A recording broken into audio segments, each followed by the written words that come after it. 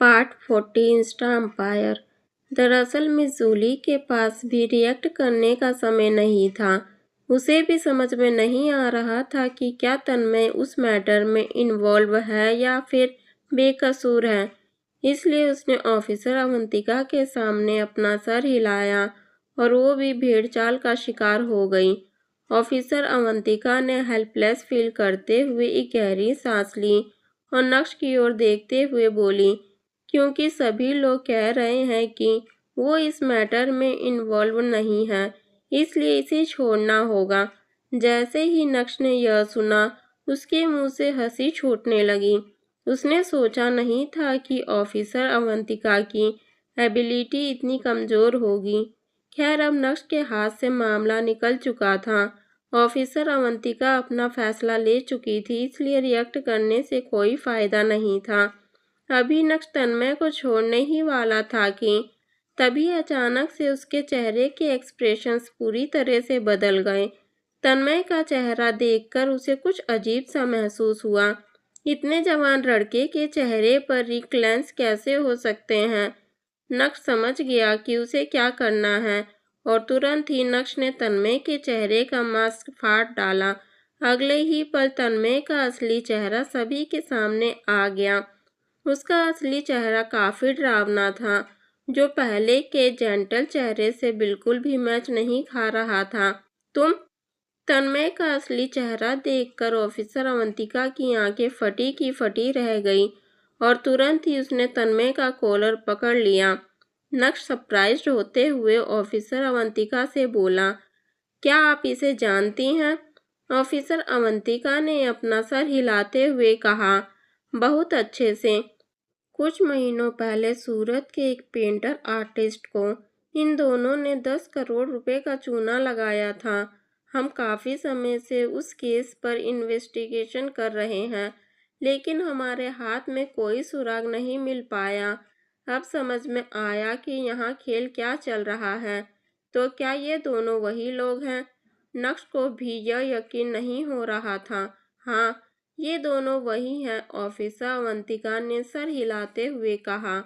तो यह बेचारा बदलने की तकनीक का इस्तेमाल करते हुए पकड़ में नहीं आ रहे थे। यह बोलने के बाद ऑफिसर अवंतिका ने अमरीश के चेहरे का भी मास्क फाड़ डाला और फिर सभी के सामने अमरीश का भी असली चेहरा सामने आया। इसी के साथ ऑफिसर अवंतिका ने अमरीश के असली चेहरे पर एक थप्पड़ भी लगा दिया था। Thank you so much.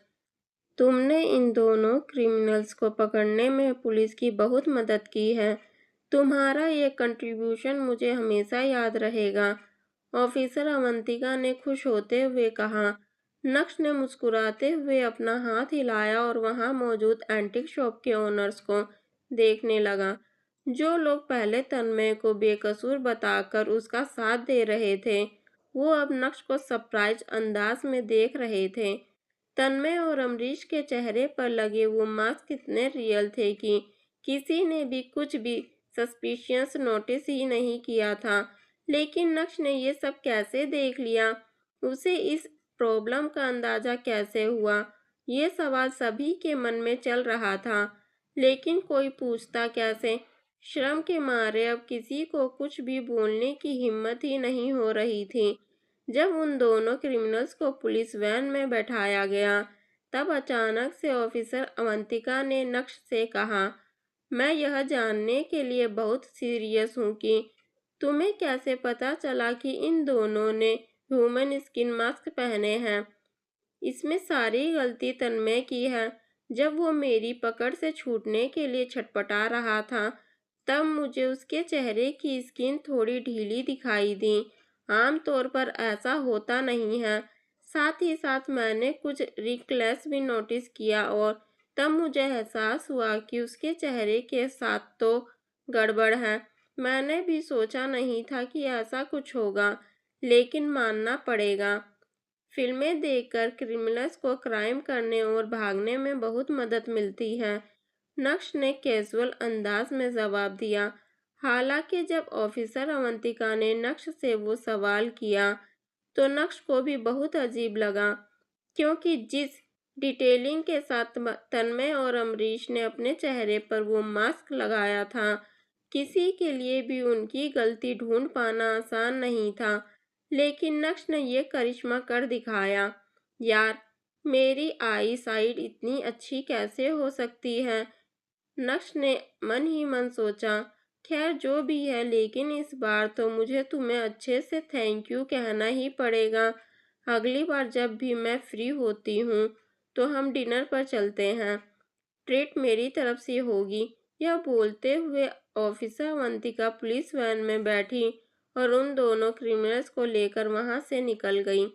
Antique shop के ओनर्स भी अब धीरे धीरे अपना रास्ता नापने लगे थे। मिस जूली के कदम नक्श की ओर बढ़े और वह बोली, थैंक यू नक्श, मुझे थैंक्स कहने की कोई ज़रूरत नहीं है। आज मेरे हाथों से तुम्हारी मदद होना लिखा था, बस हो गई। नक्श ने अपना हाथ हिलाया और मुस्कुराते हुए कहा। जब मिस जूली ने यह सुना तो उसके चेहरे पर भी मुस्कान आ गई थी, लेकिन उसके मन के सवाल अभी भी खत्म नहीं हुए थे। वैसे नक्श, जिस तरीके से तुमने आज सबके सामने उस जेड डायमंड के बारे में समझाया, उसे सुनकर मुझे ऐसा लगता है कि तुम्हें हीरे के बारे में पूरा नॉलेज है। क्या तुमने भी एंटिक अप्रेजर्स की पढ़ाई कर रखी है? नक्श ने थोड़ी देर सोचा और फिर बोला, कुछ समय पहले मेरी मुलाकात एक बूढ़े इंसान से हुई थी। उसी ने मुझे एंटिक्स की थोड़ी बहुत इन्फॉर्मेशन दी और वो आज बहुत काम आ रही है। नक्श ने सोचा नहीं था कि यह सब सुनकर मिस जूली कुछ ज़्यादा ही एक्साइटेड हो जाएगी। तुरंत ही मिस जूली ने कहा, कौन है वो बूढ़ा आदमी? क्या तुम उस आदमी को मेरे लिए ढूंढ सकते हो? वो रहते कहाँ हैं? क्या नाम है उनका? ताबड़तोड़ अंदाज में मिस जूली ने अपने सवाल बाहर निकाले। मिस जूली पूरी उम्मीद के साथ नक्श को देख रही थी। मिस जूली ने एंटिक अप्रेजर की पढ़ाई कर रखी थी, लेकिन उसके बाद भी वो उस नकली हीरे को पहचानने में नाकामयाब रही। लेकिन यह नक्श को जो थोड़ी बहुत नॉलेज मिली, उसी से उसने उस नकली हीरे का भांडा फोड़ दिया। अगर नक्श इस मामले में इतना पावरफुल है, तो फिर वो बूढ़ा आदमी तो नक्श से 100 गुना ज्यादा एंटिक के मामले में पावरफुल होगा। यही सोचकर मिस जूली उस बूढ़े आदमी से मिलना चाहती थी और उनसे सीखना चाहती थी। सॉरी मिस जूली, आपको यह जानकर अच्छा नहीं लगेगा, लेकिन बहुत समय से मैं उस बूढ़े इंसान से नहीं मिला हूँ और मुझे ये भी नहीं पता है कि वो कहाँ रहते हैं। नक्श ने धीमी आवाज में कहा। यह सुनते ही मिस जूली के चेहरे के एक्सप्रेशंस बदल गए थे। उसने गहरी सांस ली और आगे बोलने से थोड़ा हेसिटेट करने लगी। नक्श, क्या तुम मेरे लिए एक फेवर कर सकते हो? जी बताइए। अगर मैं किसी भी तरह से आपकी मदद कर पाया तो मैं जरूर करूँगा। नक्श ने सीधा और स्पष्ट जवाब दिया। क्या तुम देसाई एंटिक एम्पोरियम ज्वाइन करना चाहोगे? यह बोलने के बाद मिस जूली को लगा कि नक्श तुरंत ही मना कर देगा, इसलिए जल्दी से उसने आगे बोलते हुए कहा, तुम्हें यहाँ रोज आने की ज़रूरत नहीं है, लेकिन अगर मुझे कभी तुम्हारी मदद की ज़रूरत पड़ी तो तुम्हें आना होगा। इसके लिए मैं तुम्हें महीने की 1 लाख सैलरी दे सकती हूँ। क्या तुम्हारे लिए ये सही है? अपनी बात रखने के बाद मिस जूली बहुत ही ज़्यादा नर्वस फील कर रही थी। वो नहीं जानती थी कि 1 लाख महीना सुनकर नक्श की तरफ से उसे कैसा रिएक्शन मिलेगा। क्या नक्श इस काम को करना भी चाहेगा भी या नहीं? लेकिन साथ ही साथ वो अपने स्टोर की सबसे हाईएस्ट पोजीशन नक्श को ऑफर कर रही थी। मिस जूली ने नक्श को जो ऑफर दिया, उसे सुनकर विकास पूरी तरह से हिल गया था। वो बहुत सालों से देसाई परिवार के साथ काम कर रहा था, लेकिन उसकी सैलरी अभी भी सिर्फ 50,000 रुपया महीना की थी और नक्श, जिसे यूं इस जॉब का कोई रेलिवेंट एक्सपीरियंस भी नहीं था, उसे सीधा 1 लाख रुपए महीना मिलेगा, ऊपर से सबसे हाईएस्ट पोजीशन। वैसे नक्श की तीखी नज़र और नॉलेज देखकर विकास के दिल में कोई डिससेटिस्फेक्शन दिखाई नहीं दे रहा था। विकास ने नक्श की ओर देखा और मन ही मन सोचा कि उसका लक वाकई में बहुत अच्छा है। मुझे रोज काम पर भी नहीं आना है और उसके लिए 1 लाख महीना भी मिलेगा। भला ऐसे ऑफर को कोई कैसे ठुकरा सकता है। नक्श ने तुरंत ही मिस जूली के ऑफर को एक्सेप्ट कर लिया था। इसी बीच नक्श को एहसास हुआ कि उसे यहाँ बहुत समय हो गया है और अब उसे यहाँ से चलना चाहिए। उसने मिस जूली को गुड बाय कहा और वो तलवार लेकर सीधा अपनी कंपनी पहुंच गया। उस रात नक्श अपने स्टार विला लौटा जो उसने कुछ दिन पहले ही खरीदा था। नक्श ने डिनर बनाया और मजे से डिनर किया। बर्तन धोने के बाद नक्श ने अनीका को मैसेज किया और फिर नींद लोक के सफर पर निकल गया। अगली सुबह जैसे ही नक्श ऑफिस पहुंचा वैसे ही सेक्रेटरी नंदिता रिपोर्ट देने के लिए उसके कैबिन में आई। सर, आज शिवानी के उस सेलिब्रिटी शो का प्रीमियर है जो हमारी कंपनी और जावेरी परिवार के साथ कोलैबोरेशन होने वाला है। क्या आप वहां जाकर देखना चाहेंगे? नंदिता ने पूरी रिस्पेक्ट के साथ कहा। अरे नहीं, भूल जाओ उसे। अगर मैं वहां गया तो शिवानी को बहुत प्रेशर फील होगा और इससे उसके परफॉर्मेंस पर असर पड़ेगा। कैबिन में ही ब्रॉडकास्ट लगवाओ और मैं यहीं से देख लूंगा। नक्श ने नॉर्मली कहा। नक्श को बहुत अच्छे से याद है कि शिवानी के पैकेजिंग कॉन्ट्रैक्ट के पीछे जावेरी परिवार का हाथ है और ये सब कुछ अनीका ने ही किया है, क्योंकि उसके बिना तो भानुशाली ग्रुप जावेरी खानदान के साथ काम ही नहीं करेगा। और आज के इस प्रीमियर में अनीका भी वहां मौजूद होगी। तो ऐसे में अगर नक्श वहां पर गया तो अनीका के सामने उसकी असली आइडेंटिटी सामने आ जाएगी जो वो अभी डिस्क्लोज नहीं करना चाहता। समझ गई सर, हल्की मुस्कान के साथ नंदिता ने कहा और फिर अरेंजमेंट करने के लिए कैबिन से बाहर चली गई।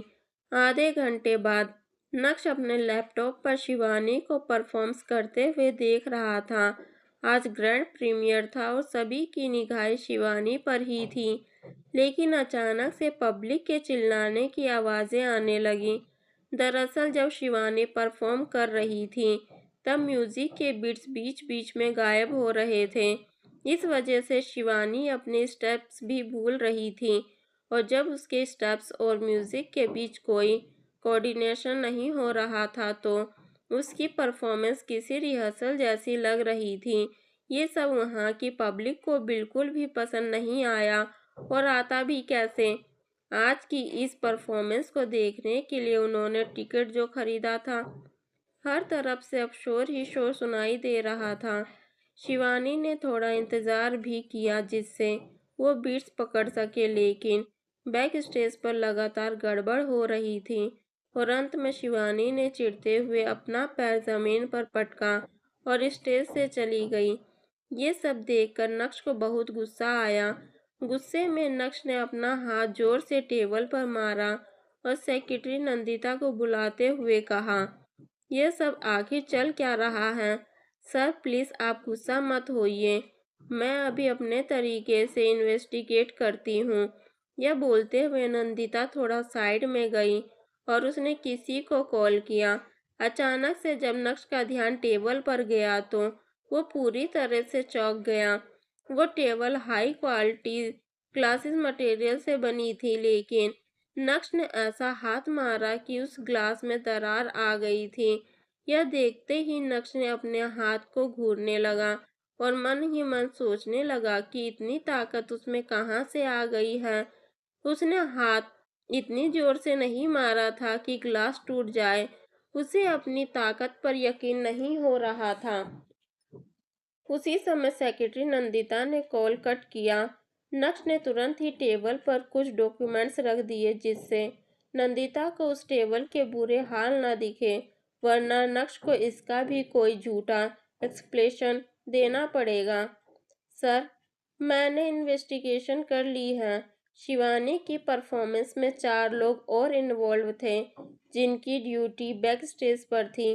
वो गलती उन्हीं से हुई है, लेकिन अभी उनमें से कोई भी रिस्पॉन्सिबिलिटी लेने के लिए तैयार नहीं है और सभी एक दूसरे को ब्लेम कर रहे हैं। नंदिता ने पूरा हाल बताया। जब नक्श ने यह सुना तो उसे देखकर ऐसा लगा जैसे उसे सब कुछ समझ में आ गया हो।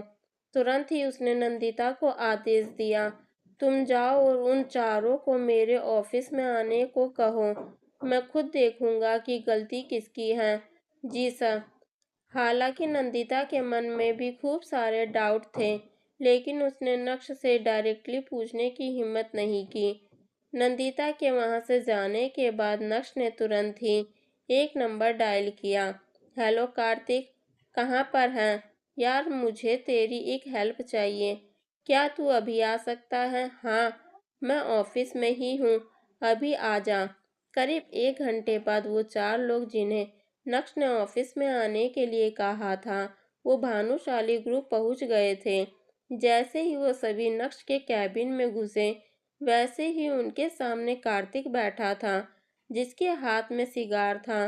कार्तिक के आजू बाजू ब्लैक सूट में उसके बॉडीगार्ड्स भी खड़े थे, जिन्होंने अपने चेहरे पर ब्लैक सनग्लासेस लगाए हुए थे। कल रात को नक्श ने अनीका को क्या मैसेज किया होगा? आज शिवानी के इस कांड के पीछे कौन शामिल था? क्या नक्श की जगह कार्तिक ने ले ली थी? लेकिन क्यों? नक्श का क्या प्लान था? क्या नक्श उस मास्टरमाइंड तक पहुंच पाएगा, जिसकी वजह से आज शिवानी का प्रीमियर खराब हुआ? कौन होगा वो इंसान और उस इंसान से नक्श कैसे निपटेगा? इस नुकसान की भरपाई अब जावेरी खानदान कैसे करेगा? क्या सारा इल्जाम अनीका पर आने वाला था?